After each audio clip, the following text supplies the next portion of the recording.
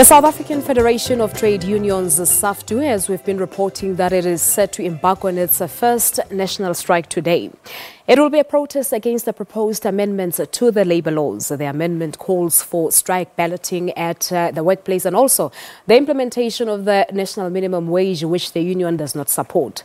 Last month, Labour Minister Mildred Oliphant indicated that it won't be possible to introduce the 20 rand an hour threshold on the 1st of May as previously planned, saying Parliament is still considering public submissions on 3 bills that will give effect to that minimum wage. We're now joined by Minister Oliphant, who is live from our studios in Sea Point this morning. Minister, a very, very good morning to you. Thank you so much for joining us here on Morning Live. Now, Saftu is protesting against what it describes as unfair labour laws that will entrench poverty. How does the department respond to the accusations? The current amendments, particularly when it comes to the Labour Relations Act, we are saying all the unions must put the clause on the issue of balloting. As we speak, the majority of unions have that clause in their own constitutions. The Labour Relations Act allows the unions to ballot before they go to strike. So in most cases, what happens is that you will find that the workers are saying they didn't agree to go on strike. That is why we are saying the balloting must take place rather than for the union leadership just to call the strike while the workers have not agreed upon.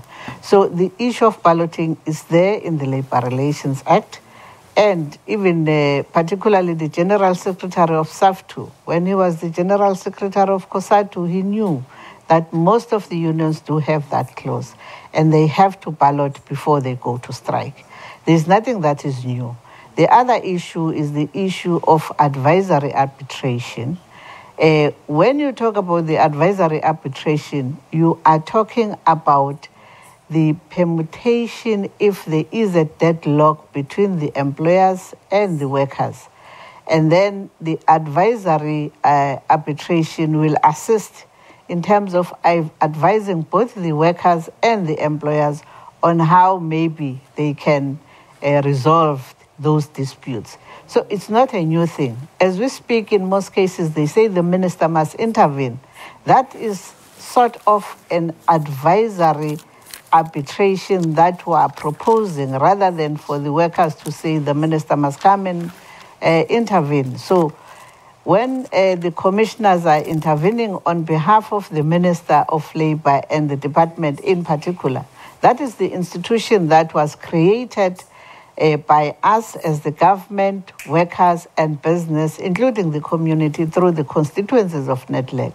And therefore, they can't come up today and mislead the workers while they were part and parcel of having those discussions previously. Yeah, we had the General Secretary of Saftu earlier here on Morning Live, who was basically saying that all these amendments are aimed to strip the unions of their powers. But let's just move on to the other concerns that the Federation has, of course, that of 20 rand per hour as the minimum wage. We do know, Minister, this was supposed to be implemented on the 1st of May, but you said earlier on that the processes are still before Parliament. It will not happen.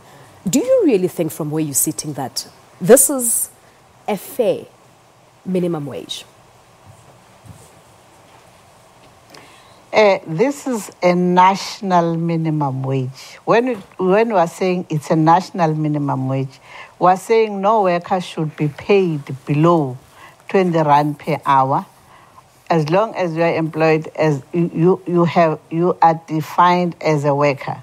But we are saying where there are wage agreements, those minimum wages per sector will not change, except if they are less than the proposed national minimum wage.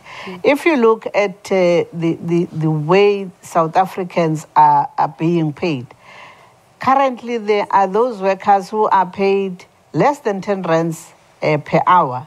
Now, we are saying those workers who are vulnerable and who are not organized, that's why we are intervening as government, because as Saftu General Secretary was saying, 76% of workers in this country are not organized.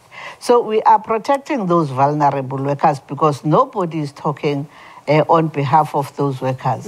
But I must also say there are wage agreements that have been signed by the unions where you find that the workers are earning far less, even the sectoral determinations that were proclaimed by the minister. So we are supporting here the vulnerable workers, and I don't think that they really understand the legislation itself. So I just want to appeal to the Saftu members to say they must go through the proposed amendment, the National Minimum Wage Bill, and if they don't understand the intention, we are available as the Department of Labour to clarify some of the issues. But Minister, are you really supporting the ordinary workers on the ground when you're looking at it? It's not just 20 rands. It goes to 15 rands and 18 rands and 11 rands respectively according to the different sectors. And you also have the agriculture sector saying, listen, we cannot afford that minimum wage. Exemptions will be made. Agri-SA came out saying that I think would require subsidies from the government. So it looks like really there's still a long way to go. That's why we have said in the domestic sector and the farm sector, there is a phased-in approach, precisely because we were looking at the current situation. And we don't want workers to be retrenched. That's why we have that phase-in approach. And as well, I must say, business was also involved. They were part of the discussions. And when we agreed, all the constituencies at NETLEC agreed on the 20 Rand national minimum wage. And the research was done, and it was presented to NETLEC. And based on that, that is why we have agreed that everybody can afford 20 rands per hour, except those two sectors that we said there must be a phase-in approach for 2 years, and then the National Minimum Wage Commission will review, in fact, the increase of the national minimum wage, whether it should be increased on a yearly basis, and also look at the possibilities of coming up with the recommendations whether the phase-in approach should end or we should continue. So we will be guided by the National Minimum Wage Commission. All right. And by the way, the very same National Minimum Wage Commission will consist of organized labor, organized business, government, and the community constituencies. And therefore, everybody who is saying this is nothing, is too low, then that's when they can even present the review probably decisions to the commission so that we can come up with the new proposals or amendments. Right. And therefore, I would appeal to the workers of this country to support the initiative that was agreed upon at NETLEC, because if we implement that national minimum wage, the people that are going to benefit will be more than 6 million people. All right, Minister, we have to leave it at that. But just before I let you go, talk to us about the processes. How far is the processes, the bills before Parliament now? The National Assembly has dealt with the issues. They have dealt with the public hearings, and they have sent the bills for redrafting because I was told that there were technical amendments that were factored in, and therefore both the legal advisor from Parliament and from the government are drafting those bills. And then thereafter, the Portfolio Committee will deliberate on, and then it will go to the National Assembly for debate.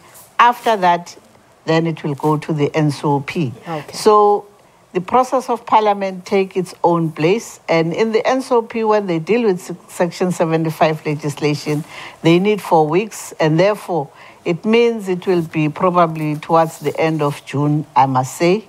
Probably Parliament then will finalize those legislation. All right. And we're also reporting this morning, Minister, that you're intervening in the bus driver strike. Talk to us about that very quickly. I met yesterday with both labor and employers to say they must come up with the solution. And I said they must work until the end of the night or towards this morning. I did get the progress report, but I was also informed that there were 2 issues that they have already deadlocked on, of which I have to continue to go and advise them, because whenever I intervene, I just advise both parties to say, but can't you look at this situation and try and resolve these issues? Because the people who are affected here are the workers themselves. So I hope, and I also want to appeal that both the employers and Labour, really, you can't tell me that they can argue for more than 2 days again on the difference of 0.5 or 1%. I think really they have to relook at that particular issue. But there were also issues that were raised that relates to the Department of Transport, and that is why when I go back, I have to go with the Minister of Transport to try and resolve those issues. We have to leave it at that. Assist them in resolving those issues. Thank you so much for coming through. Thank you very much. Labour Minister Mildred Oliphant joining us this morning live from our studios in Sea Point. Let's